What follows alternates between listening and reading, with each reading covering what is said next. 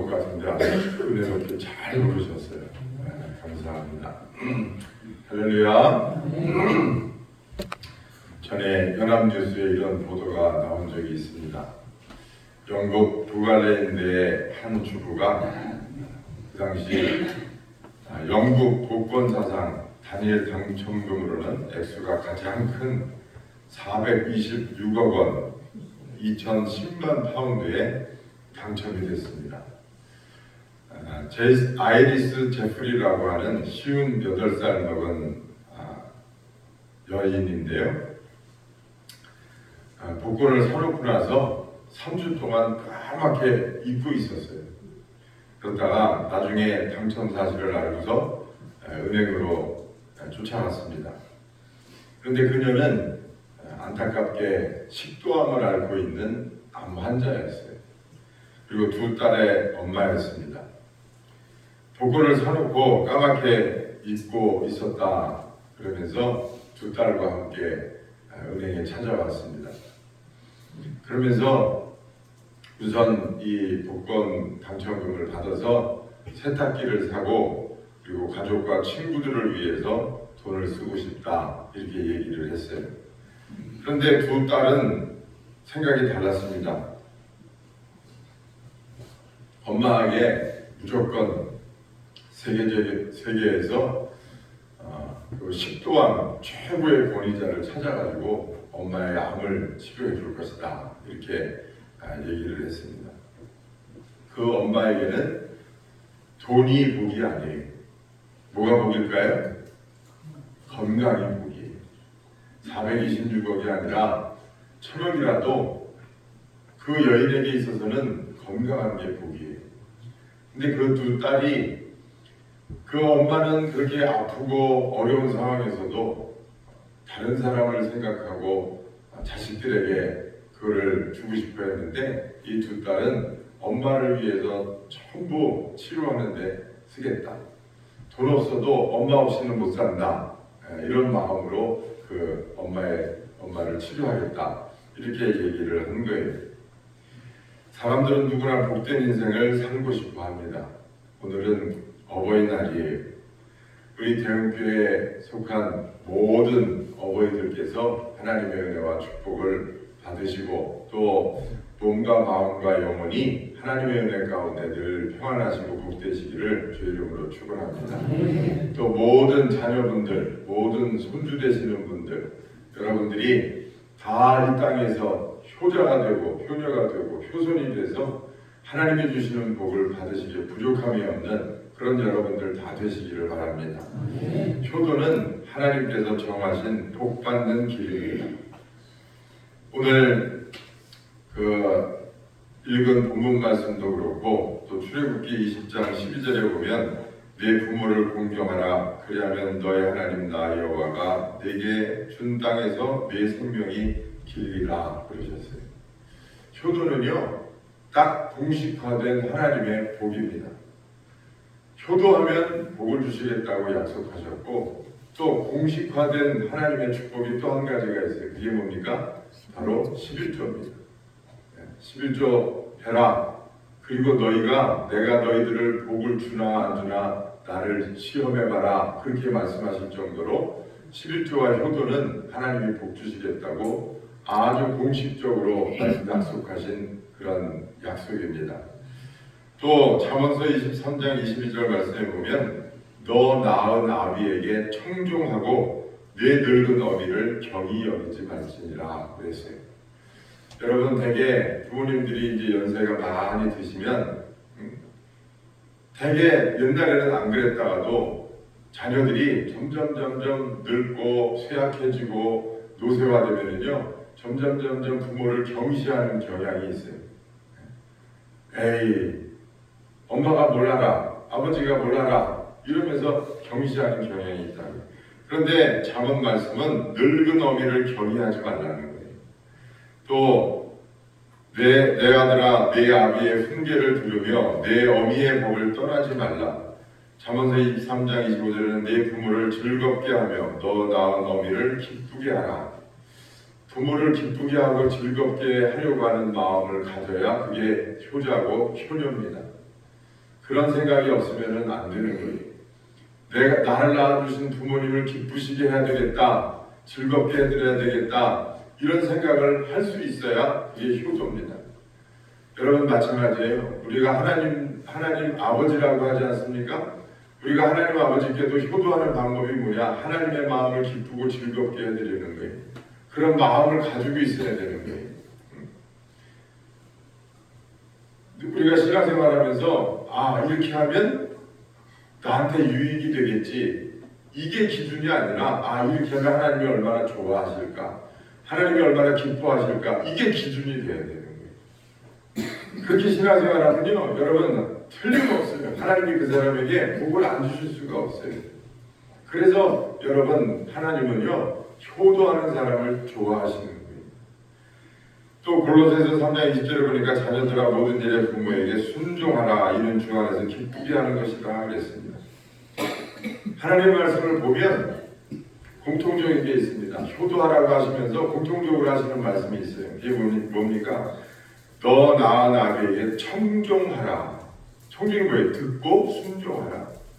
내 아비의 훈계를 들어라. 내 부모를 즐겁게 해라. 내 자녀들아 모든 일에 부모에게 순종하라. 대체적으로 보면은요, 부모를 잘 따르라는 거예요. 잘 따르라는 거예요. 그게 효도의 첫 걸음이에요. 그런데 여러분, 부모를 잘 따르면 좋은데 부모가 예를 들어서 옳은 길로 인도하지 못하면 그 길을 따르기가 어렵잖아요. 그러니까 우리가 부모님이 말씀하시는 것을 잘 청종하는 것도 중요하지만, 우리가 좋은 부모가 돼서 자식들을 진리의 길로, 생명의 길로 이끌 수 있는 부모가 되는 것도 아주 중요한 일로 있습니다. 부모에게 청종하라고 했는데 부모가 엉뚱한 길로 가면서 나를 따르라 이렇게 하면 안 되잖아요. 효도의 첫째가 뭐냐? 부모님의 사랑과 정성을 알아들이는 일이에요. 알아들이는 일. 여러분, 알아주는 것만으로도요 큰 위로와 힘이 됩니다. 저도 이렇게 목회를 해보니까요, 교인들이 예를 들어서 담임 목사한테, 또 담임 목사한테 뭐 바랄 게 뭐가 있겠어요. 그런데 제일 좋아하는 게 알아주는 걸 그렇게 좋아하시더라고요. 힘들고 어려운 거 알아주는 거, 또 잘하고 칭찬받을 일 알아주는 거, 경배하면서 알아주는 것만으로도 큰 힘을 얻고 큰 위로가 되는 것을 제가 많이 경험을 해요. 사람이 그렇습니다. 지기지우라는 말이 있어요. 자기를 알아주는 법, 자기 마음을 이해해주는 법, 이 지기지우라고 해요. 그런데 꼭 벗이 아니더라도 사람은 누구에게나 자기를 알아주는 사람이 필요합니다. 나를 알아준다고 하는 거는요, 나를 인정해 주는 것이고 나한테 관심이 있다는 것을 이야기하기 때문에, 나를 알아주는 사람이 있다는 것은요 굉장히 큰 축복이에요. 사람이 아무에게도 인정받지 못하면 비참해집니다. 특히 부모 자식 간은 더 그렇습니다. 부모에게 인정받지 못하는 자식, 자식에게 인정받지 못하는 부모, 참 비참한 거죠. 목사에게, 담임 목사에게 인정받지 못하는 성도, 성도에게 인정받지 못하는 담임 목사, 비참한 거예요. 부모는 자식을 알아주고 자식은 부모를 알아줄 때 서로 행복한 거예요. 부부가 여러분 같이 밥만 먹고 같이 잠잔다고 부부입니까? 서로 알아주는 게 중요하잖아요. 남편은 아내를 잘 이해해주고 알아주고, 아내는 남편의 마음을 잘 이해해주고 알아주고, 그럴 때 여러분 그 가정이 원만한 가정이 되지 않겠어요? 교회도 그렇습니다. 목사는 성도의 마음을 잘 알아주고 성도는 목사의 애환을 잘 알아주고, 여러분 성도는 하나님의 마음을 잘 알아들으려고 노력을 해야 됩니다. 하나님은 우리 마음을 너무나 잘 이해해 주시고 잘 알아주신다. 서로 알아주는 것만으로도 큰 위로가 힘이 돼요. 여러분들의 부모도 여러분들이 잘 알아주기를 원하신다. 여러분, 예수님께서 십자가에 달리시기 전에 제일 바라셨던 게 뭔지 아세요? 당신을 알아드리기를 예수님은 간절히 원하셨어요. 당신이 십자가에 왜 달리시는지, 십자가에 달리시는 당신이 누구인지 사람들이 알아봐 주기를 간절히 원하셨어요. 그래서 궁금해서 물어보셨어요. 사람들이 나를 누구라고 하느냐, 나를 어떻게 알고 있느냐, 나를 어떻게 이해하고 있느냐 물어보셨다. 베드로가 주는 그리스도시요 살아계신 하나님의 아들이라 하더니 예수님이 당신을 처음으로 제대로 알아준 사람이 베드로예요. 너무나 기뻐하시고 베드로에게 큰 복을 주셨어요. 예수님도 당신을 알아주니까 기뻐하셨어요. 여러분, 우리 부모님은요 더 말할 것도 없어요. 얼마나 내가 너를 사랑하는지 부모님이 알아주기를 원하세요. 내가 너를 위해서 얼마나 최선을 다했는지 부모님이 여러분들이 알아주기를 원하신다. 내가 너를 위해서 내가 지금도 얼마나 보고 싶고 그리워하는지, 내가 너를 키울 때 얼마나 힘들었는지 그거 다 알 수는 없지만 여러분 그거를 알아드리기를 부모님은 기다리고 계십니다. 작은 농촌 마을에 태어난 한 소년이 있었습니다. 집이 가난했어요. 그래서 겨울이면 방문 틈으로 황소바람이 들어오는 거예요. 여름에 비가 오면 세숫대야도 갖다 놓고 양동이도 갖다 놓고 그런 집에서 살았어요. 아버지는 농사일을 하셨는데 농한기에는 막노동을 뛰면서 그렇게 어렵게 생활을 이어가다가 아버지가 그만 그 노동 현장에서 병을 얻고서 돌아가셨어요. 이 어머니가 자식들을 치워가지고 서울로 이사를 가기로 결정을 했어요. 왜냐? 자식들이 공부하는 일이 끊겨서는 안 된다. 죽든 살든 죽이 되든 밥이 되든 서울 가서 죽자. 그리고 그 자식들을 데리고서 서울로 갔어요. 근데 처음에 가서 어디 가서 살아요? 반지하에 가서 사는 거예요. 반지하 단칸방에 가가지고 아들 하나 딸 하나 이렇게 엄마 셋이서 사는 거예요. 그러니까 반지하니까 창문 열고 이렇게 보면 사람들 다니는 길 다니는 발목만 보이는 거예요. 여름에는 그냥 차들 매연 먼지가 다 안으로 들어오고 비만 왔다 하면 그냥 물폰에 있느라고 정신이 없어요. 그러니까 엄마는 새벽 3시에 일어나서 가락시장에 가는 거예요. 가락시장에 가서 그 남자들이나 하는 물건 나르는 일, 그 고된 일을 하고 그게 끝나면 오전에는 식당 설거지를 하고 오후에는 빌딩 청소를 하고 밤에는 김밥집 아르바이트를 하면서 이 어머니가 그렇게 고되게 아이들을 키우는 거예요. 그러면서 이 어머니가 그 아이들한테 늘 뭐라고 하냐, 나는 괜찮다, 나는 괜찮다. 너희는 책상 앞에만 앉아 있어라, 책상 앞에. 그렇게 아이들을 위로했어요. 이 애들이 이를 아물고 공부를 했습니다. 그리고 이제 큰 애가 이제 대학 시험을 치고서 발표하는 날이 됐어요.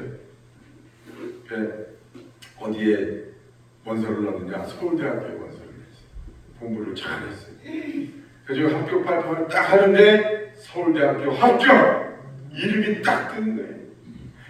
이 아들이 그냥 막 엄마한테 막 뛰어와가지고 엄마를 부둥켜 안고 온 가족이 그냥 3명이 부둥켜 안고 울었어요. 너무나 행복했어요. 아들이 이제 학교에 들어가서 정신없이 학교 생활을 합니다. 졸업을 하고 좋은 직장에 들어가서 또 직장 생활도 열심히 해요. 그리고 좋은 정말 가문의 좋은 처자를 만나서 결혼도 했어요. 정신없이 삽니다. 그런데 이 아들이 어느 날 몸이 아프시다는 엄마의 전화를 받아요. 그래서 깜짝 놀라는 거예요. 엄마는 늘 강하고 엄마는 늘 안 아프고 엄마는 늘 장부 같은 엄마라고 생각했는데 엄마가 아프다고 그러니까 깜짝 놀라면서 차를 타고 가는데 연장일이 주마등처럼 스쳐가는 거예요. 엄마가 고생했던 거. 시골에서 올라와가지고 그 온갖 고생을 한 거 이 큰아들이 다 보고 살았는데 대학 들어가느라고 직장 다니느라고 결혼하느라고 사회생활 한다고 그거를 잊어버리고 살았다는 거예요. 엄마가 아프다니까 그 옛날 생각이 다 나는데 운전을 하면서 통곡을 하면서 가는 거예요. 내가 미친놈이지. 내가 어쩌자고 이렇게 살았나. 그러면서 대문을 박차고 들어가서 엄마를 부둥켜 안았습니다. 그래서 막 우는 거예요. 엄마 죄송해요. 엄마 죄송해요. 엄마 죄송해요. 근데 엄마가 숨이 이상한 거예요. 그래가지고 엄마를 들쳐오면서 응급실에 병원에 뛰었어요. 죽을게요, 살았게요. 살았어요, 다행히. 감사하게 살았어요. 그 아들이 그 병상에서 엄마를 부둥켜 안고 죄송하다고 막 눈물을 흘리니까 그 엄마가 아들의 등을 투닥거리면서 뭐라고 했느냐. 그래, 괜찮아. 알면 됐어. 알면 됐어. 괜찮아. 그러더라고요. 그 자식을 위해서 여러분 생각해 보세요. 온갖 정말 고된 인생을 살았는데 그 아들이 서울대학교 들어갔다고 룰루랄라 엄마는 돌아보지도 않고 직장 좋은 데 들어갔다고 그러면서 인생을 사니까 그 엄마의 속이 얼마나 참 슬프고 서운하고 그랬겠습니다. 근데 아들이 그거를 알고서 와서 눈물을 흘리면서 잘못했다고 하니까 보니까 아들이 그 어머니의 그 어려움을 이해해 주는 거예요. 그 엄마는 그거 하나면 되는 거예요. 알면 됐다. 알면 됐다. 이제 됐다. 여러분 그래요. 진짜 효도는 뭐냐? 우리 부모님의 마음을 알아들이는 것 그것만으로도 여러분 큰 위로와 힘이 된다는 사실을 잊지 마시기를 바랍니다. 그래서 여러분 아직도 부모님이 살아계신 분들이 계시면 전화 자주 드리시고 또 전화하기 어려우면 문자라도 하세요. 문자가 어려우면 손편지라도 쓰시고 그래서 여러분 꼭 효도해야 됩니다. 시간은 절대 기다려주지를 않아요. 제가 보니까 아직도 부모님이 살아계신 분들이 더러더러 계시더라고요. 그래서 뭐 연세가 90이 넘어가시고 그러신 분들도 더러더러 계신 것 같아요. 여러분 아직도 계속 살아계실 거라고는 여러분 그렇게 단정해서는 안 돼요. 언제 어떻게 될지 몰라요. 돌아가시고 나서 후회해봐야 아무 소용이 없습니다. 아직도 기회가 있을 때 여러분 마음껏 사랑을 표현하시고 마음껏 알아드리고 그렇게 해서 후회 없는 그런 인생을 사시기를 바랍니다. 여러분 또한 감사를 표현해야 됩니다. 우리나라 사람들은 참 표현하는 데 익숙하지가 않아요. 사랑한다, 미안하다, 감사하다 그런 말을 잘 못해요. 그걸 꼭 말로 해야 되나? 그냥 이러고 말지. 그런데 여러분 시간이 없습니다. 우리가 아는 대로 10계명 중에 4계명은 하나님에 관한 거고 나머지 6계명은 우리가 사람들과의 관계에 대한 계명이 바로 6개의 계명이. 근데 그 첫 번째가 뭐냐? 네 부모를 공경하라. 제 5계명이죠. 네 부모를 공경하라. 모든 인간관계의 기본이 바로 부모와 자식 간의 관계에서 시작이 되는 거예요. 그 관계가 틀어지면 여러분 다른 인간관계에 성공할 거라고 보기가 어려운 거예요. 그러면 여러분 부모 자식 간의 관계를 먼저 잘 여러분 갖추시기를 바랍니다. 왜 효도하는 사람한테 하나님은 복을 주신다고 하셨을까요? 하나님의 사랑과 부모님의 사랑이 여러분 너무 많이 닮아있기 때문에 그렇습니다. 누가복음 19장에 보니까 탕자의 비유가 나오잖아요. 둘째 아들이 아버지의 재산을 가지고 와서 탕진하고 돌아와요. 근데 그 아버지가 그 자식이 돌아올 때 매일같이 마을 어귀에 나가서 기다렸지만 그 아들이 돌아왔을 때 원망하지 않다. 너 왜 그렇게 했느냐?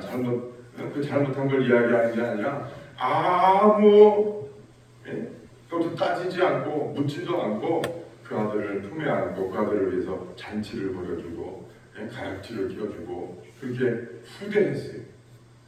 여러분 그게 아버지의 마음이에요. 그게 하나님의 마음이에요. 우리가 하나님께로 돌아가면 하나님은요 이렇다 저렇다 말씀하시는 분이 아니에요. 우리가 예수 그리스도를 나의 구주로 믿고 우리가 하나님 아버지께로 돌아가면 하나님은 우리를 품에 안아주실 뿐만 아니라 우리를 위해서 잔치를 벌여주시고 우리 손에 가락지를 끼워주시고 또 우리에게 의의 옷을 입혀주시는 분이 하나님이신 줄로 믿습니다. 여러분, 우리가 흔히 하는 착각 중에 뭐가 있냐면요, 내가 잘해야 하나님이 사랑하신다, 그렇게 생각하는 거예요. 하나님은요, 우리가 잘한다고 해서 사랑하시고 잘못한다고 해서 삐져가지고 몽둥이 들고 계시는 그런 하나님이 아니세요. 하나님은 우리의 아버지가 되어주세요. 그래서 하나님은 우리를 조건 없이 사랑하세요. 이 땅에서 우리를 조건 없이 사랑하시는 분이 누가 있습니까? 우리 부모님이.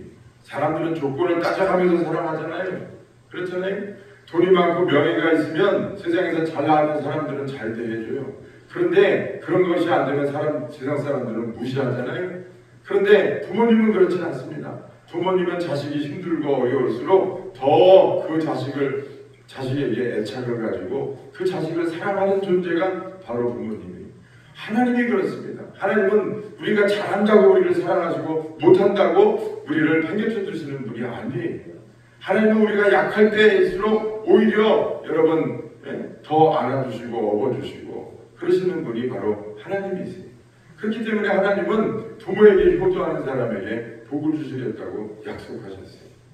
대장금에 그런 이야기가 있어요.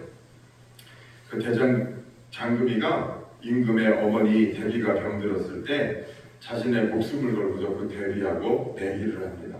이 대비가 병이 들었는데 병을 안 고치려고 하는 거예요. 그래서 이 장금이가 문제를 내요. 만약에 이 문제를 못 맞추시면 치료를 받으셔야 됩니다. 근데 이 문제를 맞히면 제가 목숨을 내놓겠습니다. 이렇게 내기를 걸어요. 그러면서 이 장금이가 그 임금의 어머니 대비한테 문제를 내는데 문제가 뭐냐? 이 여인이 누군지 맞춰보세요. 이 사람은 누구입니까? 하는 그런 문제였어요. 그러면서 문제를 냅니다. 이 사람은 오래전부터 식의로서 중국 황제에게 식의가 생겨난 기원이 되기도 합니다. 식의가 뭐냐면요, 먹는 걸로 병을 고치는 의사가 식의예요. 옛날에는 그런 게 있었대요. 그 중국 황제한테 식의가 있었는데 이 사람으로 말미암아 그 식의가 처음으로 생겨났다는 거예요. 이 사람이 누군지 맞춰보라는 거예요. 또 이 사람은 집안의 노비로 태어나서 굳은 일을 다 했으나 또한 집안 모든 사람들의 스승이었습니다. 이 사람은 살았을 때는 온천하가 태산이었으나 이 사람이 죽자 온천하가 물로 뒤덮였다는 전설이 있습니다. 이 여인은 누굽니까? 이렇게 물어봤어요. 이 대비가 답을 알았어요. 자기가 답을 말하면 어떻게 돼요? 장금이가 죽게 되니까 모른다고 했어요. 그러니까 장금이가 답은 어머니입니다. 답은 어머니입니다. 그러면서 이 여인의 주요 직무는 식이라 했는데 어머니는 자식이 뭘 먹어야 몸에 이로울까 늘 생각하면서 그것만 연구하는 사람이 어머니입니다.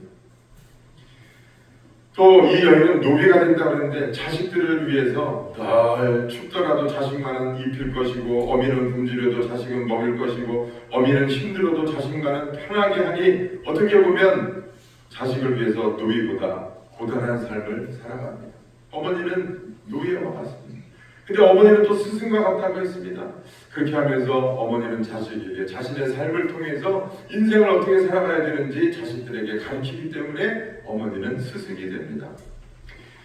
이 여인이 있을 때는 천하가 산이었는데 사라지고 난 뒤 천하는 물바다로 덮인다고 했으니 어머니가 살아있을 때는 자녀에게 든든한 산이 되지만 이 어머니가 죽고 나면 자녀들의 눈물이 바다를 이룹니다.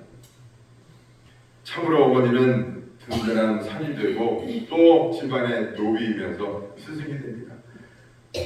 그러니까 이 대비가 그 말을 듣고 자식을 위해서 자식을 위해서 내가 살아야 되겠다라고 소망을 가지고 치료를 받기로 하는 그런 장면이 있습니다. 여러분, 진정으로 어머니의 일은 험난합니다. 그런데 많은 자녀들은 그거를 당연하게 생각을 해요. 절대 당연하지 않습니다. 하나님이 내게 주신 선물이고 세상의 가장 큰 축복이 바로 부모님이 내게 주시는 사랑입니다. 그 사랑을 알아들여야 되고 우리는 잊지 말아야 됩니다. 그러므로 여러분, 하나님이 주시는 사랑도 거저주시는 사랑이고 또 부모님이 주시는 사랑도 거저주시는 사랑이에요. 많이 닮아 있습니다. 부모님의 사랑은 허물을 덮어주는 사랑입니다. 세상 사람들 다 손가락질해도 부모는 손가락질하지 않아요. 하나님도 마찬가지입니다. 온 세상 사람들이 다 외면해도 하나님은 외면하지 않으세요. 온 세상 사람들이 다 나를 버려도 하나님은 끝까지 나를 버리지 않겠다고 약속하셨어요. 하나님은 자기 아들까지 내어주면서 최선을 다해서 우리를 사랑해 주셨어요. 부모님도 여러분 우리를 위해서 최선을 다해서 사랑해 주신 분이 바로 부모님이에요. 시편 103편 1절에서 3절에 보니까 우리의 죄를 따라 우리를 처벌하지는 아니하시며 우리의 죄악을 따라 우리에게 그대로 갚지는 아니하셨으니 이는 하늘이 땅에서 높음같이 그를 경외하는 자에게 그의 인자하심이 크심이로다. 아버지가 자식을 긍휼히 여김같이 여호와께서는 자기를 경외하는 자를 긍휼히 여기시나니 이는 그가 우리의 체질을 아시며 우리가 단지 먼지뿐임을 기억하시리로다. 여러분, 하나님과 부모님의 사랑이 닮은 점이 또 뭐냐? 우리를 속속들이 다 너무나 잘 알고 계시다는 거예요. 여러분, 부모님은 우리의 뼛속까지 아시는 분이 부모님이에요. 하나님은 우리의 영혼까지, 우리가 이 세상에 조성되기 전부터, 엄마 뱃속에 태어나기 전부터 하나님은 우리를 알고 계시는 분이고 지금도 우리의 머리카락까지 세신받으신 분이고 우리의 모든 어령심사와 우리의 장래일과 우리의 모든 것을 알고 계시는 분이 하나님이세요. 그러므로 여러분, 우리의 부모님이 나를 위해 기도해 주는 것처럼 큰 복이 없어요. 여러분들이 여러분들의 자녀를 위해서 기도하는 것처럼 큰 유산이 없고 큰 복이 없어요. 여러분, 좋은 부모가 되시고 또 좋은 자녀가 되시기를 바랍니다. 하나님이 주시는 복은요, 단순히 돈을 많이 버는 복이 아닙니다. 그는 바로 형통의 복이에요. 네가 잘 되고 그랬어요. 삶의 길이 하나님의 질서 안에서 안정되고 형통케 되는 복이 있다는 겁니다. 또 장수의 복을 허락하신다고 그랬고 관계의 복을 허락하신다고 했습니다. 부모를 존중하는 사람은 대개 사람을 대하는 태도에 깊이가 있고 진정성이 있습니다. 그래서 보면은요, 이 효도하는 사람들이 하나님의 복을 주시기도 하고 궁극적으로는 그런 것이고, 대개 보면은 효도하는 사람은요, 대개 다른 사람에 비해서는, 효도하지 않는 사람에 비해서는 진실한 사람이 더 많은 것 같아요. 제 경험상 보면 그렇습니다. 어저께 저희 집에 에어컨 설치하느라고 우리 지방에 그 어떤 권사님이 오셔서 이렇게 봉사를 하셨어요. 그분이 이제 사랑방 에어컨도 하시고, 우리 그동안 에어컨 고장나면 항상 그 권사님이 오셔가지고 하셨는데, 어저께 이제 이야기하면서 그런 이야기를 하더라고요. 당신이 둘째인데 11년 동안 부모님을 모시고 살았대. 근데 그분이 원래 직장 생활을 했어요. 직장 생활을 하면서 이제 에어컨 하는 그 냉방 기술 자격증을 따가지고 과외로 이 좀 짬 나는 시간에 이렇게 다니면서 이렇게 했던 거예요. 근데 이게 이제 나이를 좀 먹고 은퇴를 하고 나니까 이제 본격적으로 그 일에 이제 매진을 해가지고 이제 그 영업 허가를 따가지고 이제 에어컨 이제 하러 이렇게 다니시더라고요. 근데 자기가 11년 동안 부모님을 모셨는데 부모님 모실 때는 엄청 힘들고 어려웠다는 거예요. 근데 부모님이 딱 돌아가시고 났는데 자기 입으로 그래요. 제가 그랬어요. 아유, 효도하셨다고. 효도하는 사람 하나님이 복 주신다 그랬더니 그 권사님이 저는 복을 받았습니다 이러더라고요. 그래서 제가 궁금해서 물어봤어요. 어떤 복을 받냐 그랬더니 땅이 2개가 있었는데 땅이 2개가 다 이게 수용이 되고, 하나는 무슨 산업단지 같은데 이렇게 수용이 되고, 또 하나는 어쨌든 보상을 2개가 다 잘 받아가지고 아마 굉장히 물질적으로 복을 받았다는 것 같아요. 부모님 돌아가시고 나서. 그래서 제가 그 얘기 듣고 역시 하나님은 참 공짜가 없으시구나 그런 생각을 했습니다.